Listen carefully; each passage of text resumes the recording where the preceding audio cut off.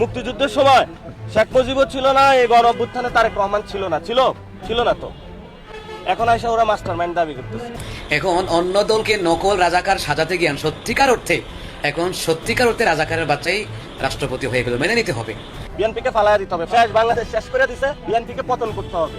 এদের কোনো সুযোগ দেওয়ার সময় নাই। তারেক রহমান ভারতে যেতে পারবে না। তারেক রহমান ভারতে সফর করা একেবারেই অনুচিত হবে। বাংলাদেশের জনগণ এটা কোনোভাবেই মেনে নেবে না। শেখ হাসিনা দিল্লিতে আশ্রিত অবস্থায় থাকা, সেখানে প্রেস কনফারেন্স করা, ওসমান হাদির খুনিদেরকে ভারতে থাকা, সেটা একটা কেবলমাত্র একটা ইস্যু। আমরা স্পষ্টভাবে বলতে চাই এটা কোনো ইস্যু না, এটা বাংলাদেশের সার্বভৌমত্বের প্রশ্ন। এখন সবাই পোলাপান স্লোগান দিচ্ছে খাম্বা আছে বিদ্যুৎ নেই, কিন্তু এই স্লোগানগুলো ঠিক না।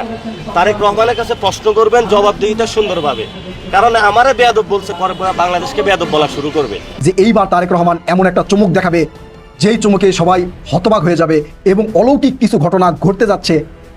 এগুলো বইলা কিন্তু আসলে বিএনপিকে কনভিন্স করার চেষ্টা করা হয়েছে, তারেক রহমানকে কনভিন্স করার চেষ্টা করা হয়েছে, যে তাদের কথাবার্তা শুনে হয়তো তারেক রহমান কোনোভাবে কনভিন্সড হয়ে এই জামাতের নির্বাচিত রাষ্ট্রপতি কর্নেল অবসরপ্রাপ্ত অলি আহমেদ বীর বিক্রমকে হয়তো রাষ্ট্রপতি তারেক রহমান করবেন। বাংলাদেশে যদি ভবিষ্যতে আওয়ামী লীগ ফিরে আসে, এর জন্য দায়ী থাকবে শুধুমাত্র জামাত ইসলাম এবং এনসিপি। ইসলাম মাসুদ তিনি তার নেতাকর্মীদের নিয়ে সচিবালয়ের গেট ভেঙে মনে হচ্ছে যে কর্মচারীদেরকে টেনে হিসেবে বের করবে, সচিবালয় জ্বালিয়ে দিবে, পুড়িয়ে দেবে, এমন একটা ভাব। মানে তিনি যে বিধ্বংসী আচরণ করছেন। গত বছর এই সমস্যাগুলো কেন হইল না? আপনারা ক্ষমতা আসার পরে কেন হচ্ছে এগুলো? এগুলো ঘুরে বেশি। যেখানে 100 টাকা বিল হওয়ার কথা সেখানে 130 টাকা হবে, বাকি 30 টাকা আমার কাছ থেকে নিয়ে তারা লুটপাট করে ভাগবাটোয়ারা করে খেয়ে ফেলবে। আপনারা খতিয়ে দেখেন যে ভুতুরে বিল কেন আসছে। শুধুমাত্র ফাতরামি করিয়েন না আমাদের জীবনকে নিয়ে। মানুষ কিন্তু ত্যক্ত বিরক্ত হয়ে গেছে। আজকে কর্নেল অলি আহমেদ নাসিরউদ্দিন পাটোয়ারির ভাষায় কথা বলছে। মানে জামাতে যাওয়ার পরে এইভাবে যে আসলে চরিত্রের অধঃপতন হয়, সেটা কর্নেল অলি আহমেদকে না দেখলে আসলে আমি বুঝতাম না। মোটামুটি এখন ধরেই নিতে পারেন যে ফাইনাল হয়ে গেছে বাংলাদেশের আগামীর রাষ্ট্রপতি মির্জা ফখরুল ইসলাম আলমগীর। দর্শক, আজকে কিন্তু তিনি পদত্যাগ করেছে এবং মনোনয়নপত্র জমা দিয়েছে এবং সিস্টেম অনুযায়ী যে এমপিরা তাকে ভোট দিবে, সেই সিস্টেম অনুযায়ী মানে মির্জা ফখরুল ইসলাম আলমগীর মানে কি বলে আপনার রাষ্ট্রপতি হয়ে গেছে সিস্টেম অনুযায়ী। এখন কথা হচ্ছে, অনেক বিশ্লেষকরা, অনেক মানুষ এই বিষয় নিয়ে এখন প্রশ্ন তুলেছে, তাহলে কি রাজাকারের বাচ্চাই দেশের রাষ্ট্রপতি হলো? দর্শক শ্রোতা, এই প্রশ্নটা এজন্যই তুলেছে, মির্জা ফখরুল ইসলাম আলমগীরের বাবা নাকি রাজাকার ছিল। তো রাজাকারের ছেলে অর্থাৎ রাজাকারের বাচ্চা, এই জন্যই কিন্তু সবাই এই কথাটা বলার চেষ্টা করছে। যাই হোক দর্শক, একটা বিষয়, এখন রাষ্ট্রপতি কে হবে আল্লাহ পাকই ভালো জানে। আর সিস্টেম অনুযায়ী রাষ্ট্রপতি হবে হলো আপনার মির্জা ফখরুল ইসলাম আলমগীর। জামাত ইসলামের পক্ষ থেকে বীর মুক্তিযোদ্ধা বীর বিক্রম অলি আহমদকে দেওয়া হলেও তিনি হয়তো রাষ্ট্রপতি হবেন না, কিন্তু তাদের প্রার্থী দিয়েছে। আরেকটা বিষয়, নাসিরউদ্দিন পাটোয়ারি দেখেন একের পর এক সরকারকে হুঁশিয়ারি দিয়ে যাচ্ছে। বাংলাদেশের বর্তমান কিছু কিছু বিষয় নিয়ে সরকার খুবই চাপের মধ্যে রয়েছে। সব থেকে বড় বিষয় হলো বিদ্যুৎ। আমাদের বাংলাদেশের বর্তমান বিদ্যুতের যে অবস্থা, একটা জিনিস দেখেন, আমাদের বর্তমান যিনি প্রধানমন্ত্রী রয়েছেন মাননীয় প্রধানমন্ত্রী জনাব তারেক রহমান, তাকে নিয়ে মানুষ একটা ট্রল করে, যেমন তাকে অনেক সময় ট্রল করে খাম্বা তারেক বলে। যদিও আসলে একটা মানুষের নাম ধরে উল্টাপাল্টা বলা ঠিক না, এটা ইসলামে নিষেধ আছে, এটা বললে গুনাহ হয়। তো আল্লাহ সবাইকে মাফ করুক। দেখেন, যদি বর্তমান বাংলাদেশে বিদ্যুতের পরিস্থিতি এরকম ভয়াবহ হয়, তাহলে কিন্তু তার নামের যে মানুষ ফসি ব্যয় করেছে, সেই ফসিটা আরও মানুষ তোড়জোড় করে ডাকবে। তো বাংলাদেশে বিদ্যুতের এমনই পরিস্থিতি যে আমাদের বর্তমান এলাকায় সিরাজগঞ্জে আপনার কয়বার 24 ঘন্টায় 12 থেকে 14 বার মোটামুটি বিদ্যুৎ যায়। তবে আলহামদুলিল্লাহ আজকে হয়তো একবার নাকি 2 বার গেছে, আজকে যায় নাই, সত্য সেটাই বলল। কিন্তু গতকাল মানে তার আগে 12 বার 14 বার 15 বার এরকম গেছে, গেলে 1 ঘন্টা করে থাকে মোটামুটি থাকে। আচ্ছা, এর আগে একটা কথা আমি বলেছিলাম যে বিদ্যুৎ যায়, সমস্যা নাই, 12 ঘন্টার কাছে 24 ঘন্টার কাছে 12 ঘন্টা বিদ্যুৎ যায়, তারপরে 12 ঘন্টা আমরা ব্যবহার করি, ভালো। কিন্তু বিদ্যুৎ বিল বেশি আসে কেন? মানে 24 ঘন্টা কিছু কিছু মাসে কারেন্ট যায় না, হ্যাঁ, বিদ্যুৎ যায় না, সেই মাসেও যেরকম বিল আসে, আবার যেই মাসে 12 ঘন্টা করে বিদ্যুৎ যায়, 12 ঘন্টা আমরা চালাই, সেই মাসে একই বিল আসে বা বেশি বিল আসে। মানে এটা মাথায় ধরে না ভাই, এটা কেমনে কি? 12 ঘন্টা যদি বিদ্যুৎ না থাকে তাহলে নিশ্চয়ই আমরা 12 ঘন্টা সাশ্রয় করেছি, বিদ্যুৎ কম খরচ করেছি, তাহলে তো বিল বেশি আসার কথা না, কম আসার কথা না, বেশি আসে। নিশ্চয়ই ডাল মে কুছ কালা হে, এখান থেকে নিশ্চয়ই কিছু দহন করা হচ্ছে। বোঝেন নাই আমার কথা? বুঝে নিয়ে আরও কিছু বিষয় রয়েছে বাংলাদেশে বর্তমান ইস্যু নিয়ে, যেগুলো নিয়ে আসলে সরকার অনেক চাপের মধ্যে রয়েছে। আর একটা বড় ইস্যু রয়েছে, ভারতে বাংলাদেশের প্রধানমন্ত্রী জনাব তারেক রহমানকে যেতে দেওয়া হবে না। নাহিদ ইসলাম এটা কিন্তু কড়া ভাষায় একটা বক্তব্য দিয়ে বুঝিয়েছে, আপনারা ভিডিও শুরুতে দেখেছেন হয়তো, যে যেই ভারতে বাংলাদেশে শরীফ ওসমান হাদির খনি রয়েছে, যেই ভারতে বাংলাদেশের অনেক সন্তান মায়ের বুক খালি করেছে, যেই সন্তান কে কেড়ে নিয়ে সেই কালপিট শেখ হাসিনা, সেই খুনি শেখ হাসিনা, সেই স্বৈরাচারী শেখ হাসিনা ওই ভারতের বুকেই রয়েছে। তাছাড়াও খুনি শেখ হাসিনার আরও অনেক খুনি সহযোগীরা এখনও ভারতে লুকিয়ে রয়েছে। তো সেই ভারতে আপ্যায়নে, সেই ভারতের দাওয়াতে জনাব তারেক রহমান যেতে পারবে না, এরকম কড়া হুঁশিয়ারি দিয়েছে। দর্শক, নাহিদ ইসলামের এই হুঁশিয়ারিটা আপনাদের কাছে কি মনে হয়? যেই কথাটা বলেছে যে তারেক রহমান যেন ভারতে না যায় বা যেতে দেওয়া হবে না বা যেতে পারবে না, এটা কি সঠিক কথা বলেছে উনি? আপনার কাছে কি মনে হয় একটু কমেন্ট বক্সে জানান। তো যাই হোক দর্শক, চলুন আমরা মূল আলোচনায় চলে যাব। তার আগে বলবো, যারা এখন পর্যন্ত আমাদের চ্যানেলটি সাবস্ক্রাইব করেননি, আশা করি সাবস্ক্রাইব করে দেবেন। যারা করেছেন ধন্যবাদ, আর সবাইকে ধন্যবাদ বিশেষভাবে যে 8 লক্ষ পরিবার হয়েছে এখন আপনাদের ভালোবাসায় নাশা ইসলামিক মিডিয়া সেন্টার। আশা করি অতি দ্রুত আপনারা আরো 2 লক্ষ পরিবার করে আমাকে 1 মিলিয়ন একটা পরিবার করে দেবেন ইনশাল্লাহ। চলুন একটা লাইক দিয়ে আমরা মূল আলোচনায় চলে যাই। রাজাকার মৌলবাদের বাচ্চারা কোথায়? এখন রাজাকারের বাচ্চাদের জয় হয়ে গেল, স্বরাষ্ট্রমন্ত্রী হয়ে গেল মির্জা ফখরুল, যার বাবা ছিল চিহ্নিত রাজাকার। এখন অন্য দলকে নকল রাজাকার সাজাতে গিয়ে সত্যিকার অর্থে রাজাকারের বাচ্চাই রাষ্ট্রপতি হয়ে গেল। মেনে নিতে হবে। আপনারা যত কিছু বলেন যে আপনারা বিএনপিকে মানেন, বিএনপিকে মানেন না, আওয়ামী লীগকে মানেন না, মানেন তো। যখন আপনারা সরকারি চাকরি করেন, যেই সরকার ক্ষমতায় আসে, সেই সরকারের ছবি, তার বাবার ছবি প্রতিটি স্কুল, কলেজ, ভার্সিটিতে, মাদ্রাসার লাইব্রেরিতে টাঙানো থাকে।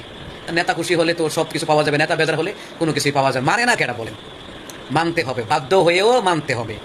এই যে ভাস্কর্য নিয়ে কথা উঠছে, ভাস্কর্য নিয়ে মোল্লারা কোথায়, চরমোনাই কোথায়, জমিয়ত কোথায়, হেফাজত কোথায়, জামাত কোথায়?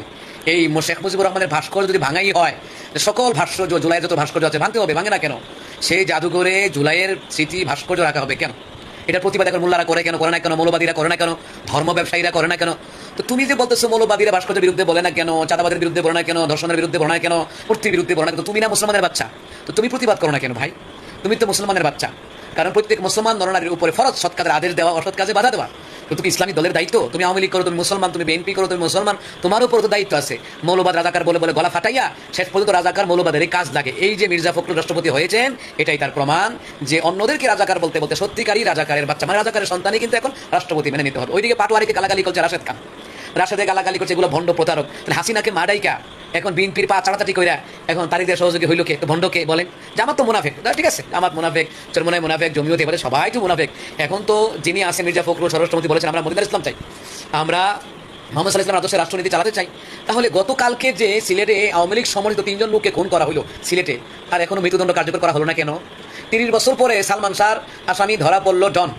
30 বছর আগে ধরে যারা ক্ষমতায় ছিল, এরা যদি শরিয়া ভিত্তিক আইন পাশ করতো, দর্শনের বিচার, খুনের বিচার, চাঁদাবাজের বিচার করতো, তাহলে সালমান শাহ খুন হতো না। আর খুন হইলেও ডন 30 বছর মুক্ত আকাশে দেশে বিদেশে ঘুরিয়ে ঘুরিয়ে হাওয়া খেতে পারতো না। রামি শাহ হত্যা হওয়ার পরে 1 মাসের মধ্যে বিচার করার কথা ছিল, ঠিক আছে। জামাত, চরমোনাই, হেফাজত সব তো মুনাফেক।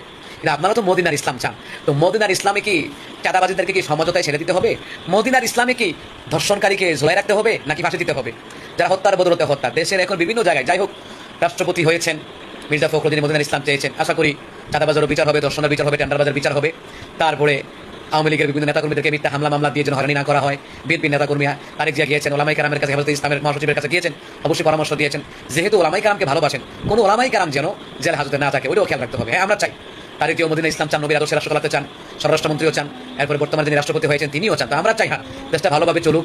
সত্যিকার অর্থে যেই দলের হোক, গুম, খুন, ধর্ষণ, সমকামিতায়, জানাকারী, চাঁদাবাজিতে লিপ্ত, অবশ্যই বিচার করবে। যেই দলের হোক, বাঁচিয়ে রাখতে হবে কেন? 3 জন যে মারার আসামি, তাকে বাঁচিয়ে রাখতে হবে কেন? তাকে মেরে ফেলেন, সে কেন মারলো? যদি বলেন যে তার পিছনে আরো কারণ আছে, তাকে হয়তো অন্য কেউ ভাড়া করেছে, অন্য কেউ ভাড়া করলেই সে 3 জন মানুষকে কেন খুন করবে? বলেন, কেন খুন করবে? কথা না বলো তো পারি না, মুসলমানের বাচ্চা তো, শরীরে ওমরের রক্ত বইছে, আবু বকরের রক্ত বইছে, খালিদ ওয়ালিদের রক্ত বইছে। আমি তো চাটুকার মুরব্বীদের মতন জালিমদের পা চালাচালি করতে পারবো না। তো পরামর্শ দিতে হবে, রাষ্ট্রীয় সরকারকে পরামর্শ দিতে হবে, ক্ষমতায় যারা আছে পরামর্শ দিতে হবে। আসলে ভাই, মদিনার সনদে কি তেলের সংকট দেখায় তেলের দাম বাড়ানো হলো? কি তেল অন্য দেশ থেকে আসে? গ্যাস কি অন্য দেশ থেকে আসে? এই যে গ্যাসের সংকট, আজকেও গ্যাসের জন্য যাইতে লিয়া রাস্তা থেকে বিরত আসতে হয়েছে। আচ্ছা, গ্যাসের আমাদের গ্যাসের খনিতে অভাব নাই, আলহামদুলিল্লাহ, আল্লাহ তাআলা যথেষ্ট সম্পদ দিয়েছেন, তাহলে গ্যাসের সংকট থাকবে কেন? সিন্ডিকেট করে মালামালের দাম বাড়াবেন। এখন আসলে সিন্ডিকেট করে তারা পণ্যদ্রব্যের মালামালের দাম বাড়িয়ে দেয়, জনগণকে কষ্ট দেয়, নবী বলছে তারা হজ করবে, নামাজ পড়বে, কবুল হবে না, তাদের ঠিকানা তারা জাহান্নামে যাবে। তো আমার কথা হলো, রাষ্ট্রীয় ক্ষমতায় যারা আছেন তারা তো শরিয়া আইন চান, তো শরিয়া আইন দিয়ে দ্রুত দর্শনকারীর বিচার, চাঁদাবাজের বিচার, খুনের বিচার করা তো দরকার। আরে দর্শনকারীকে খনিকে বাঁচাই রেখে জিজ্ঞাসা করে কেমনি করছো, কোন সময় ঢুকছো, এগুলো জিজ্ঞাসার টাইম আছে? বলেন। মদিনার সনদে, মদিনার রাষ্ট্রের নিয়ম নীতিতে কিন্তু হত্যার বদলতে হত্যা, দর্শনকারীর বিরুদ্ধে মানে প্রতিরোধ গড়ে তুলতে হবে ভাই, বুঝছেন? আসলে এই দল সেই দল না, ইসলামী দল তো ক্ষমতায় আসতে পারবেই না, কারণ ইসলামী দল যত দল আছে ঐক্যবদ্ধ নাই, তারা পারবে না ক্ষমতায় আসতে। তবে বিএনপির পরে আওয়ামী লীগ আসবে, আওয়ামী লীগের পরে বিএনপি আসবে, বিভিন্ন রূপ নিয়ে আসবে, তবে জনগণের উন্নতি হবে না, চ্যালেঞ্জ দিয়ে বললাম। এই জনগণ, এই দেশে যত অসংখ্য ইনকালাফি নেতা আছে, এই দলের, এই দলের, আমার দলের, যেই কোন, সকলের ঋণগুলা জনগণকেই বহন করতে হবে। হ্যাঁ, জনগণ এটার প্রাপ্য, কারণ জনগণ 500-1000 টাকার বিনিময়ে দুর্নীতিবাদ, চাঁদাবাজ, চান্দারবাজকে তারা ইচ্ছে করে ভোট দেয়। ফ্যামিলি কার্ডের জন্য টাকা নেওয়া হচ্ছে, তো আপনারা বলেন যে কাকে দোষ দিবেন? জনগণ লোভে পড়ে। লোভে পড়ো কেন? লোভে পড়ে কোনো অমুক ছেলে প্রতারণা করে মেয়েটাকে ফাঁসিয়েছে, তো ওই মেয়েটা কি গু খায়? মেয়েটা কি বুঝে না যে আমি কেন প্রতারণার ফাঁদে পারবো? পড়ো কেন? এখন প্রশাসনের ভাইদের কথা হলো, লোভে পড়োস কেন? তো জনগণের লোভে পড়ো কেন? কে আসল মুনাফেক, কে প্রকৃত মুনাফেক, কে ছলনাময়ী মুনাফেক, তো কাজে কর্মেই প্রমাণ হবে।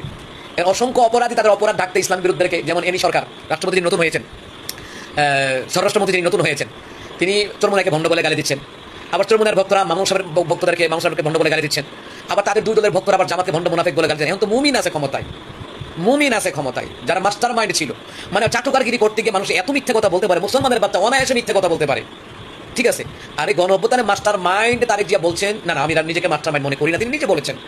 এরপর নেতারে পাম দিয়া পা চাটাচাটি করে উপরে তোলার জন্য বলে তারেক জিয়া মাস্টার। আরে ভাই, গণ অভ্যুত্থানে চরমুনার হুজুর, বিএনপির নেতাকর্মী, জমিয়তের, হেফাজতের, জামাতের নেতাকর্মী সবাই কিন্তু মাঠে ছিল, আন্দোলন করেছে, এক দফা এক দাবি, দফা এক দাবি, এক হাসিনার পদত্যাগ। যাই হোক, হাসিনা তো খুব খারাপ ছিল, অসংখ্য মানুষ খুন করেছে, গুম করেছে, আয়নাগর বাণিজ্য, দেশের হাজার কোটি কোটি বিলিয়ন টিলিয়ন টাকা পাচার করেছে। এখন যারা আছে সবাই তো আল্লাহর ওলি। এখন ডক্টর ইউনূসের বেলায়, ইউনূস সুদ করেছিল কিন্তু ভালো ছিল না, তো ওনার 1.5 বছর তো গ্যাসের টান পড়ে নাই, বিদ্যুতের টান পড়ে নাই, কিন্তু এই গদিনে গ্যাসের টান, বিদ্যুতের টান পড়ে গেল, কারণটা কি? এখন সবাই বলবে হুজুরা মাঠে নামেন, এত ঠেকা হুজুরারে মাঠে নামে, আর তোমরা দোকান বাড়ে বয়ে বিড়ি সিগারেট খাইয়া খাইয়া, ব্রাইন হাতে বিড়ি, বাম হাতে চা খাইয়া, ঘুষ, সুদ, দুর্নীতিবাদ, বাইরে হোক বোনের হোক, বাইরে খাইয়া, জায়গা জমি ঠেকলা খাইয়া, মদ গাদা আবার ব্যবসা কইরা দোকান বাড়ে বয়ে বয়ে মোল্লারা দেশটারে শেষ করছে। আচ্ছা, কয়জন মোল্লা, দাড়িওয়ালা, টুপিওয়ালা, কয়জন ইসলামী আন্দোলন, জমিয়ত, হেফাজতের, জামাতের নেতা চাঁদাবাজি করছে, খুন কয়টা করছে, দেশের কয় হাজার কোটি টাকা, বিলিয়ন টাকা পাচার করছে বলেন? এরপরও দাড়িওয়ালা টুপিওয়ালার দোষ। তবে এই দেশের জনগণের ভাগ্য পরিবর্তন হবে না, জনগণ আগে তাকওয়াবান হইতে হইব। আমি বলি, যেই কোনো শাসক ক্ষমতায় আসুক, 300 আসনের যতগুলি নেতা কর্মী আছে, ধরুন 1 কোটি, তো 1 কোটি মানুষ কি, 1 কোটি মানুষ কি যদি খারাপ হয়, তো বাকি 19 কোটি জনগণকে সোজা করতে পারে না? পারবে না, কারণ 19 কোটি জনগণই হারাম খায়, সুদ খায়, ঘুষ খায়, অন্যকে মারার প্ল্যান করে, অন্যকে ক্ষতি করার প্ল্যান করে। আওয়ামী লীগ বিএনপিকে মামলা দিবে, বিএনপি আওয়ামী লীগকে মামলা দিবে, অথবা অন্যান্য ইসলামী দলগুলি অন্য ইসলামী দলের বিরুদ্ধে কামড়াকামড়ি করবে। এখন আওয়ামী লীগ বিএনপি আমরা দোষ দিয়ে তো লাভ নাই। দাড়িওয়ালা টুপিওয়ালা দেশের জন্য, ইসলামের জন্য ঐক্য হতে না পারলে ক্ষমতায় আসবেন, এই করে নেবেন, সেই করে নেবেন, কিচ্ছু শিখতে পারতেন না। এতটুকু পারবেন, বন্যায় আসবে, ওদিকটা গজব আসবে, ওদিকটা ক্ষতিগ্রস্ত আসবে, ওদিকটা টর্নেডো আসবে, ওদিকটা দুর্যোগ ব্যবস্থাপনা আসবে, অসহায় মানুষের পাশে দাঁড়াতে পারবেন, মানুষ সেবা করে যেতে পারবেন। তো রাষ্ট্রীয় ক্ষমতায় আসতে পারবেন না প্রতিহিংসার কারণে। যে সত্যিকার অর্থে সে আওয়ামী লীগ করুক, সে যদি সত্যিকার অর্থে বড় কোনো অপরাধী না হয়, তাকে কোনো মিথ্যা মামলা দিয়ে বাণিজ্য করবেন, বিএনপির হোক, আওয়ামী লীগ ক্ষমতায় আসলো, বিএনপির হোক, সে কোনো বড় কোনো দেশের অপরাধের সাথে জড়িত নয়, তাকে কোনো মিথ্যা হামলা মামলা দিয়ে হয়রানি করবেন, এটাকে জবাব দিতে হবে না। রাজনীতি করবেন দেশের স্বার্থে, জনগণের স্বার্থে। বিদ্যমান আইনে রাষ্ট্রপতি নির্বাচনটা আমার কাছে এক ধরনের প্রতারণা, প্রহসন মনে হচ্ছে। কারণ কি জানেন, যে নির্বাচনটার কথা আপনি বলছেন, সেই নির্বাচনটা মূলত নির্বাচন নয়, এটা একটি সিলেকশন। ৭০ নং অনুচ্ছেদ আমাকে বলে দিচ্ছে যে আমার পার্টির পক্ষ থেকে যাকে নমিনেশন দেওয়া হয়েছে রাষ্ট্রপতি পদের জন্য, আমাকে তাকেই ভোট দিতে হবে। এর বাহিরে আমি কোনো মত প্রকাশ করতে পারবো না। যদি মত প্রকাশ করি, তাহলে আমার এমপি গিরি আর থাকবে না। তাহলে তো আমার এই নির্বাচনটার আদৌ প্রয়োজন নেই। শুধু শুধু নির্বাচন কমিশন ব্যস্ত হবে, ফটোকপি করবে, ভোটার তালিকা করবে, আবার ব্যালট পেপার করবে, আবার নির্বাচন কমিশনার সাহেব কষ্ট করে সংসদ ভবনের ভিতরে যাবেন, 20 তারিখে নির্বাচনের বিশাল আয়োজন করবেন এবং কোটি কোটি টাকা এখানে নষ্ট হবে, কোনো সন্দেহ নেই। এই টাকাগুলো শুধু নষ্ট হবে শুধুমাত্র আপনার একটা সিলেকশনকে জায়েজ করার জন্য। তাহলে এটাই হচ্ছে এক ধরনের প্রতারণা এবং প্রহসন। আমি সেজন্য বলছি 70 নম্বর অনুচ্ছেদ কিন্তু গত 6 মাস আগ থেকে সরকার চাইলে পরিবর্তন করতে পারত সংস্কারের অংশ হিসেবে, যেটা আমরা বিগত দিনে চেয়েছি। সে সংস্কারটা কি? সংস্কারটা হচ্ছে এমন যে এই ধরনের ভোটে প্রার্থী যদি কেউ হয়, সেই প্রার্থী সরকার দলীয় হোক, বিরোধী দল হোক কিংবা তৃতীয় পক্ষ হোক, যে কোনো সংসদ সদস্য যে কারো ক্ষেত্রে মত প্রকাশ করবে তাতে তার দলীয় পদ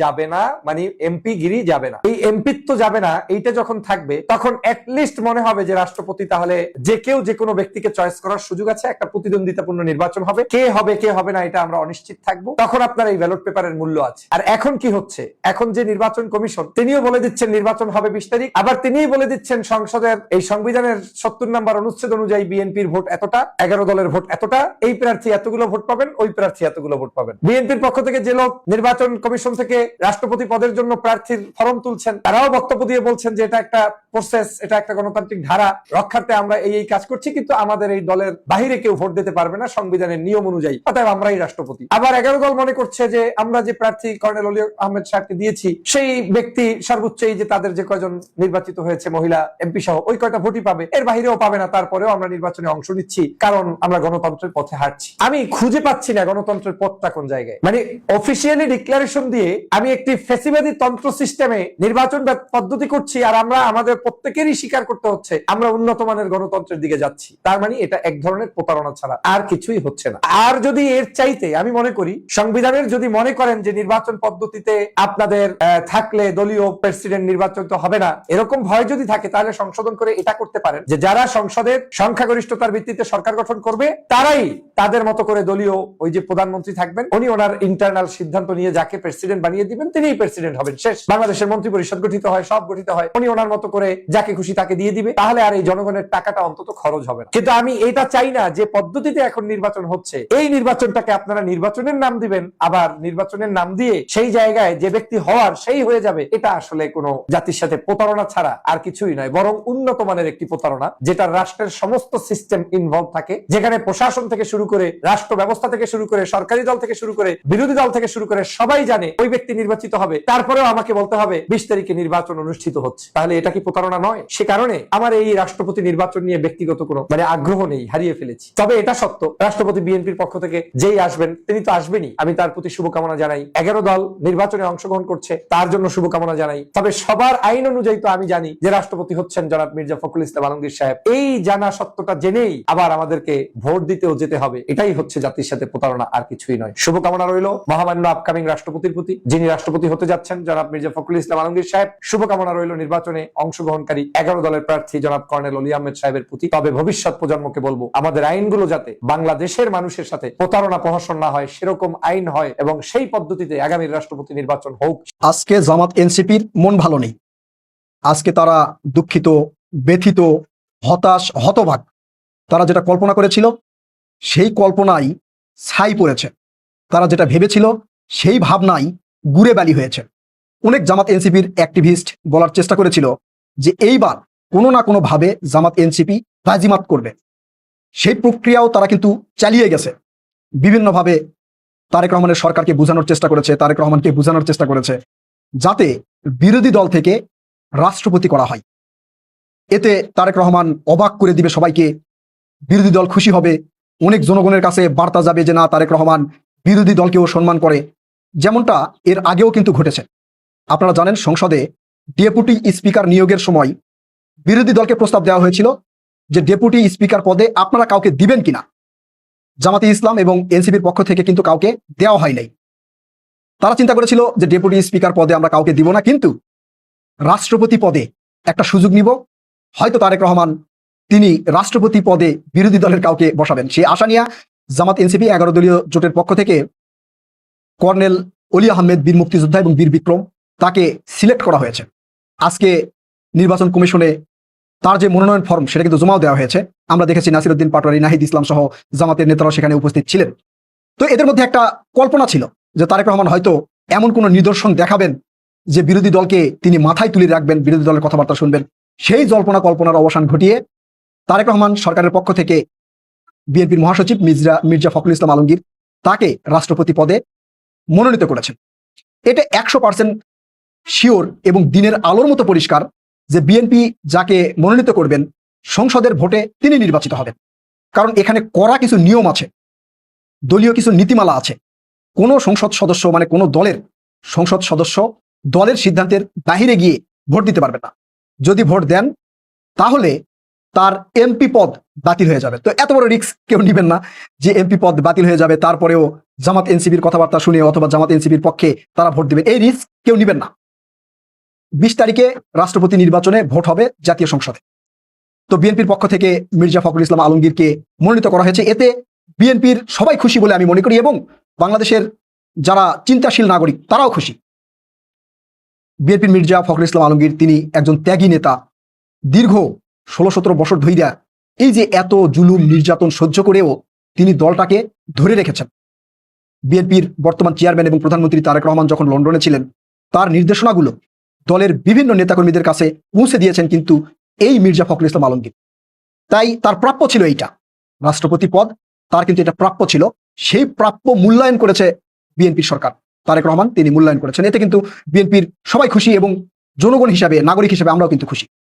আমরা খুশি হয়েছি এই জন্য তিনি একজন ত্যাগী নেতা।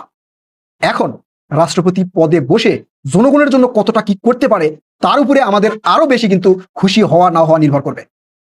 যদিও বাংলাদেশের রাষ্ট্রপতি পদে থেকে খুব বেশি কার্যক্রম করা যায় না, তবে তিনি রাষ্ট্রপতি হিসাবে এবং বিএনপির একজন সিনিয়র নেতা হিসাবে বিএনপিকে দিক নির্দেশনা দিতে পারেন। তিনি কোনো ভুল সিদ্ধান্তকে চেঞ্জ করার মতো অনুরোধ, রিকোয়েস্ট বা নির্দেশনা কিন্তু বিএনপির দলকে দিতে পারবেন। তো এই ক্ষেত্রে দেশকে এগিয়ে নিয়ে যেতে বিএনপির যে ধারাবাহিকতা, বিএনপির প্রধানমন্ত্রী, বিএনপির রাষ্ট্রপতি এবং বিএনপির এমপি মন্ত্রী যারা আছে তারা মিলে এই ধারাবাহিকতা কিন্তু বজায় রাখতে পারবে। এখন জামাত ইসলাম এবং এনসিপির যেই স্বপ্নটা ভঙ্গ হয়ে গেল, আমি অনেক পেজে দেখেছি তারা কিন্তু চালাকি করে বলেছে যে এইবার তারেক রহমান এমন একটা চমক দেখাবে যেই চমকে সবাই হতবাক হয়ে যাবে এবং অলৌকিক কিছু ঘটনা ঘটতে যাচ্ছে। এগুলো বইলা কিন্তু আসলে বিএনপিকে কনভিন্স করার চেষ্টা করা হয়েছে, তারেক রহমানকে কনভিন্স করার চেষ্টা করা হয়েছে যে তাদের কথাবার্তা শুনে হয়তো তারেক রহমান কোনোভাবে কনভিন্সড হয়ে এই জামাতের নির্বাচিত রাষ্ট্রপতি কর্নেল অবসরপ্রাপ্ত অলি আহমেদ বীর বিক্রমকে হয়তো রাষ্ট্রপতি তারেক রহমান করবেন। কিন্তু এত বড় ভুল তারেক রহমান করবেন না, সেটা আমরা আগেই বলেছি। একই সাথে আমরা বলেছি এই যে ডক্টর মোহাম্মদ ইউনূসকে নিয়ে যেই গুঞ্জন ছড়ানো হয়েছিল যে ডক্টর মোহাম্মদ ইউনূসকেই রাষ্ট্রপতি করতে যাচ্ছেন বিএনপি, আমরা কিন্তু সেটার গুঞ্জনের প্রতিবাদ করেছি এবং একই সাথে বলেছি তারেক রহমান এতটা নির্বোধ নয়, এতটা অবুঝ নয়। যখন আপসীন নেত্রী বেগম খালেদা জিয়া কারারুদ্ধ ছিলেন তখন দলকে পরিচালনা করেছেন এই তারেক রহমান এবং 16-17 বছর দলটাকে কিভাবে টিকিয়ে রেখেছেন সেটা কিন্তু আমরা দেখেছি। এগুলো দেখে আমি আগেই বলেছিলাম যে তারেক রহমান এত বড় ভুল করবেন না যে বিরোধী দলের মনোনীত প্রার্থীকে রাষ্ট্রপতি করবেন এবং ডক্টর মোহাম্মদ ইউনূসকে নিয়ে এসে রাষ্ট্রপতি করবেন। কারণ তারেক রহমান জানেন যে ডক্টর মোহাম্মদ ইউনূসকে যদি রাষ্ট্রপতি করা হয় বিভিন্ন প্রশ্নের সম্মুখীন হতে হবে বিএনপিকে এবং তারেক রহমানকে। আমাদের যেগুলো ভিউয়ার্স আছে, আপনারা যারা ভিডিও দেখেন, তারাও অনেকেই প্রশ্ন করবেন যে ডক্টর মোহাম্মদ ইউনূসকে কেন রাষ্ট্রপতি করা হলো। ডক্টর মোহাম্মদ ইউনূসকে রাষ্ট্রপতি করা মানে এনসিপিকে সামনে নিয়ে আসা। ডক্টর মোহাম্মদ ইউনূসকে রাষ্ট্রপতি করা মানে জামাতের হাতকে শক্তিশালী করা। ডক্টর মোহাম্মদ ইউনূসকে রাষ্ট্রপতি করা মানে নির্বাচনকে বিতর্কিত করা। তো এত বড় ভুল যে তারেক রহমান করবেন না সেটা কিন্তু আমরা আগেই বলেছিলাম এবং ঠিক সেটাই হয়েছে। জামাতের জল্পনা কল্পনার মুখে ছাই পড়েছে। যারা বিএনপিকে বিভিন্নভাবে কনভিন্স করার চেষ্টা করেছিল তাদের মুখে গুড়ে বালি হয়েছে এবং ডক্টর ইউনূসও মনে মনে হয়তো একটু চিন্তা ভাবনা করেছিল যে আমি যদি রাষ্ট্রপতি পদে বসতে পারি। ডক্টর মোহাম্মদ ইউনূসের চিন্তা ভাবনাও বিফল হয়েছে। যোগ্য নেতাকেই রাষ্ট্রপতি করা হয়েছে, যোগ্য ব্যক্তিকেই রাষ্ট্রপতি করা হয়েছে। দর্শক, আশা করি পুরো ভিডিওটি আপনারা দেখেছেন। এবার অবশ্যই আপনাদের মূল্যবান মতামতটা জানিয়ে দিন, পারলে ভিডিওটি শেয়ার করে সবার দেখার সুযোগ করে দিন। আর আমাদের এই চ্যানেলে যদি আপনারা নতুন হন, প্রতিনিয়ত এই ধরনের আপডেট গরম গরম খবর পেতে চ্যানেলটি সাবস্ক্রাইব করুন। যারা ইতিমধ্যে সাবস্ক্রাইব করেছেন সবাইকে ধন্যবাদ জানিয়ে ভিডিওটি এখানে শেষ করছি। দেখা হচ্ছে নতুন করে ভিডিওতে, সে পর্যন্ত সবাই ভালো থাকবেন, সুস্থ থাকবেন। আল্লাহ হাফেজ।